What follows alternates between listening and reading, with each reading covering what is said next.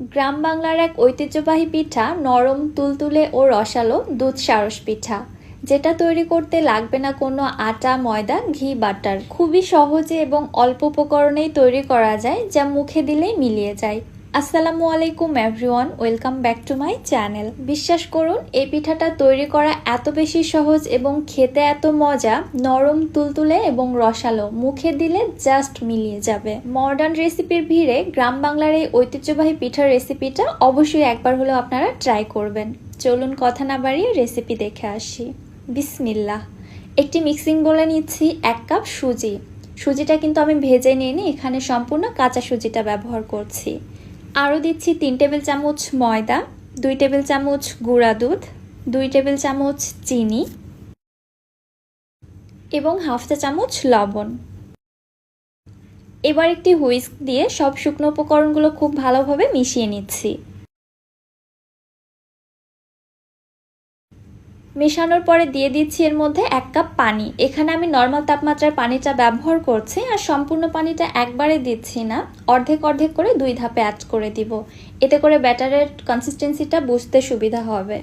আচ্ছা, আমি এখানে পানি দিয়ে ব্যাটারটা তৈরি করছি, তবে আপনারা চাইলে কিন্তু লিকুইড দুধ দিয়েও তৈরি করতে পারেন। 2 ধাপে পানিটা অ্যাড করে দেওয়ার পরে মিশ্রণটা খুব ভালোভাবে এইভাবে মিশিয়ে নিব।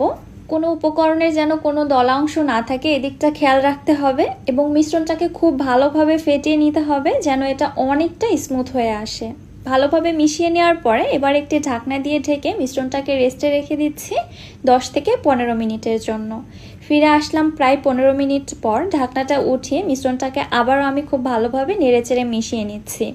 এই পর্যায়ে দেখুন সুজিটা কিন্তু পানিটা অ্যাবজর্ব করে নিয়ে অনেকটাই ঘন হয়ে এসেছে। আপনারা চাইলে এই পর্যায়ে মিশ্রণের মধ্যে সামান্য একটু পানি দিয়ে ব্যাটারটা পাতলা করে নিতে পারেন, তবে আমি এখানে পানি ব্যবহার করব না। পানির পরিবর্তে দিয়ে দিচ্ছি একটি ডিম। ডিমটা অবশ্যই অপশনাল, আপনারা চাইলে দিতে পারেন, আবার চাইলে স্কিপ করা যেতে পারে। 1 চা চামচ দিচ্ছি বেকিং পাউডার এবং পিঠার মধ্যে থেকে যেন ডিমের কোনো বাজে স্মেল না আসে তার জন্য দিয়ে দিলাম 1/4 টিস্পুন এলাচের গুঁড়া। আবারও হুইস্ক দিয়ে সবকিছু ভালোভাবে মিশিয়ে নিচ্ছি।